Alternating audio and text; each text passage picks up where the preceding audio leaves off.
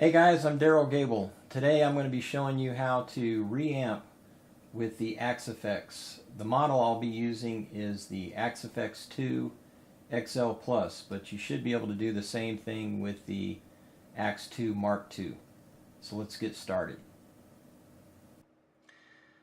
Okay guys, one of the things that you have to do for the SPDIF method, well actually for both methods, analog reamp and the SPDIF reamp that I'm going to show you, you have to hook up the SPDIF cables. They need to be 75 ohm SPDIF cables. So one of the things that I did wrong in the beginning was I hooked them up improperly. Let me kind of show you what happened here. So as you can see here on the back of the Axe FX, the in and out is color coded. The in is red, the out is white. And over here you can see the red and white from the breakout cable of my M-Audio Profiler. That's the audio interface that I'm using. It's a M-Audio Profiler 2626. So it has this breakout cable. It's basically this adapter with all these cables like MIDI, optical, or not optical, MIDI, something else, I don't know what it is, and these SPDIF cables. And notice you got a red and white SPDIF, and on the cables themselves it just says SPDIF. It doesn't say in or out. So you know, I don't really know much about this stuff, relatively speaking, and you know, I'm used to hooking up like a stereo system, right? And red goes with red, white goes with white. So that's what I was thinking, but that's wrong. Come to find out that the red has to go into the white, and the white has to go to the red. And if you hook it up wrong, you'll know, because whenever you switch your audio inputs on the audio control panel of the Axe FX, when you switch it over to SPDIF, you'll get a message that reads no input clock. And that means you probably got the cables hooked up wrong. Alright, the next thing that you want to do is go over here to your input-output button. Okay, and then when you do that, you're going to see this screen. I'll try to keep the camera still. And then you want to use your page button here and just come over here to the audio tab. Now when you're recording your original track, you want to have this on analog in, okay, and then you want to scroll down here to output 2. Let's see here, output 2 echo, and that needs to be on input 1. And basically what you're doing is you're telling the output 2 to echo, or just, you know, connect up here with your input, like so you'd be like coming straight out of the guitar. That's what's going to give you your initial analog reamp, and we'll talk more about that in a second here. But you know, getting back up to here, later on, you know, I'm going to have you switch this over to SPDIF, and if you switch that over and it says no input clock, you get a message that comes up that says no input clock, then you've got those cables in the back hooked up wrong. Alright, I'm going to switch this back. Alright, let's proceed. Okay, so you've probably got your output 1 already set up, your stereo output 1. Like for me, I'm coming left and right out of the output 1 stereo into channels 5 and 6 of my audio interface. However, I'm also coming out of output 2 because you know how I showed you guys earlier in the menu that on output 2 echo it should be input 1. Well, that's going to come out of here left, on the left side, out of output 2, take a balanced or unbalanced cable. I'm using a balanced, and go into the front part of your audio interface where you have the gain knob. So let's take a look at that.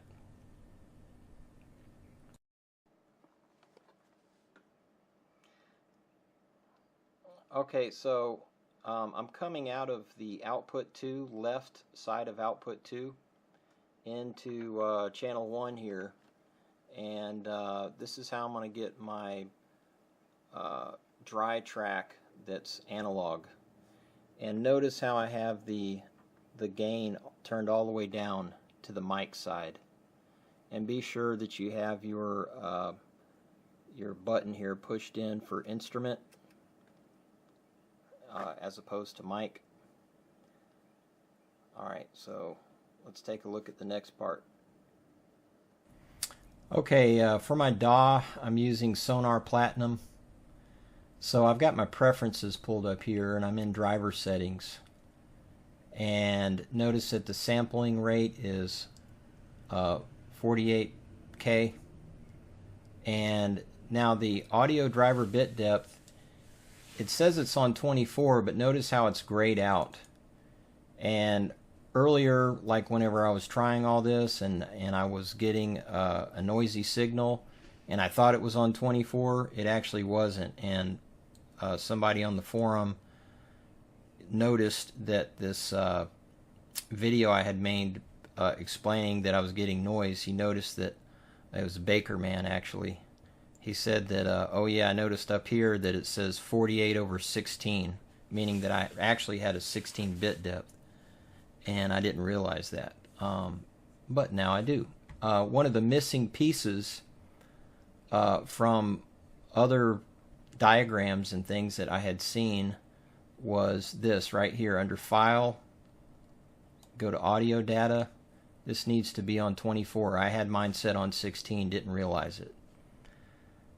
Anyhow, so make sure that's on 24.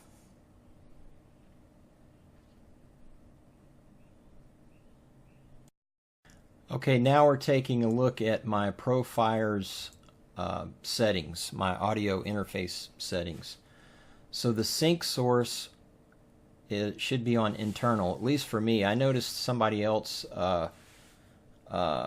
he had his on SPDIF for his initial dry track, and I don't know, I tried that and it didn't work for me, so I keep mine on internal. And sampling rate, again 48K. The Axe FX is locked in at 48K as of this video right here. What else? The router. Okay, if we go over here to my router, another little issue that I had trying to figure out this whole thing was the SPDIF issue. So I found out that I had to put this SPDIF coax out on one of these software returns, and I didn't realize that until I started setting my DAW up, the inputs and outputs of my DAW.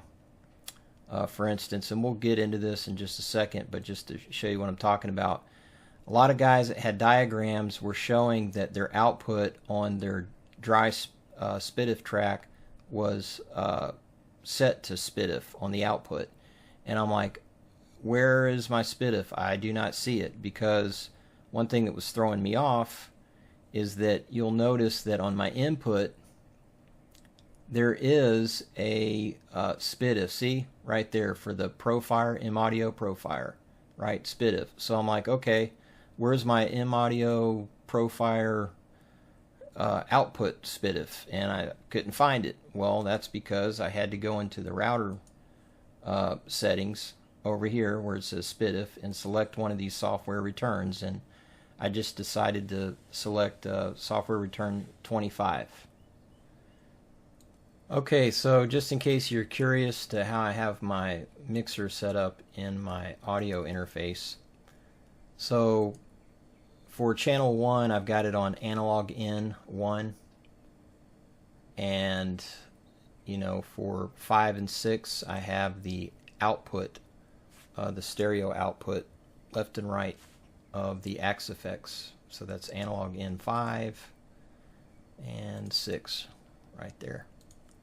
So my Axe FX is feeding into there, and I've got it panned hard left and right. And this is just a return over here. Software return 1 is right over here at the end, and that's panned hard right and left.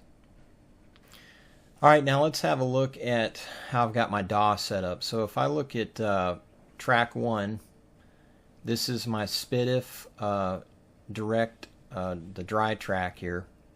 Some people call it a safety track.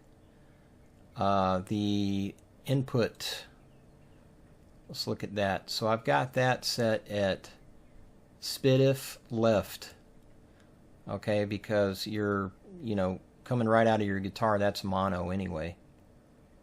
Alrighty, and then the output, that's the software return 25, which is actually the SPDIF. So on some people's audio interface, you're going to see like an output SPDIF right there, and that's what you would choose. But in my case, since you've got this type of setup here with the router, see how it says SPDIF here, and so I selected 25. And you could select any of these returns except software return 1, because that's where I've got the out to the monitors. So any of these would have done what I needed to do, so I just selected 25. Okay, so now the wet, this is like straight out of the outputs, left and right outputs of the Axe FX. So that's set up like the input. That's going to be, again, stereo 5 and 6 of the Profire. And then the output is going to be the software returns, which is basically going right to my studio monitors. Okay. And that's going to be your wet track. And you create a wet track for reference, and as you're recording your dry tracks, you won't be monitoring your dry tracks, you'll be monitoring your wet track as you record it. Okay, so track 3, I've got my dry analog. So let's look at how that's set up. So for the dry analog, I've got the Profire analog in 1. That was on the front panel of my Profire that we looked at a while ago, with the gain turned all the way down. Okay, and again, make sure that your little button is selecting your instrument as opposed to mic. And output is the software return 25 again. That's your SPDIF. Okay. Alrighty, let's see. So the first thing that you're going to want to do is arm your SPDIF and your wet track. Okay, and then go ahead and record. And when you do, that gives you your direct track that you're going to reamp and your wet track for reference, if you will. So then after you do that, you are going to unarm those and then go to your reamp SPDIF track. So imagine this track being empty, nothing's recorded here, right? And you just arm that to record, and you want to mute your wet track here, just so there's no phasing issues. And let's see what else. So you're basically going to mute everything except your reamp track. Okay. Okay, guys, whenever you are ready to reamp, you've already recorded your dry direct track for your SPDIF and your analog. You just simply want to go over here to your main input source and switch it to SPDIF. Then you're ready to go. And then you're going to go ahead and hit record. And so what's going to happen is this dry direct SPDIF track is going to be routed through the Axe FX and then printed here onto this track. And so when you get done with that, you want to go over here to your dry analog track, and you want to unmute it. Go ahead up here and mute your SPDIF track. Then you go ahead and arm your Reamp analog track. Okay, I'm just going to mute this SPDIF. Okay. Alright, so that's how we're set up. So then you just go ahead and hit record, and then you will be recording this right here on your Reamp analog. And the reason why I did both SPDIF and analog, I wanted to see what the difference would be as far as like noise and also tone. And to my ears, it seemed that the analog sounded better, the Reamp analog. I don't know if it's a placebo effect. In fact, later on I'm going to get my wife or my daughter to like test me like a blindfold test, and I'm going to see if I can identify which one is the analog and which one is the SPDIF, or unless, you know, it's just my mind playing games with me. So so there's the two ways. Now what I'm going to do here is I'm going to have a audio demonstration so you can hear the difference between the SPDIF Reamp and the analog Reamp. So let's check that out.